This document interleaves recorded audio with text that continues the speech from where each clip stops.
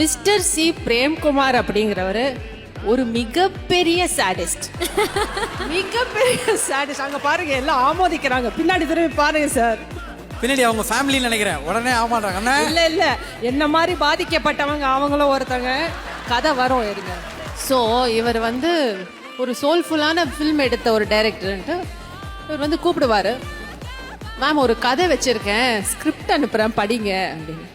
Sir அனுப்புங்க sir. Bound வரும், அழகா இருக்கும், படிக்க ஆரம்பிப்போம்.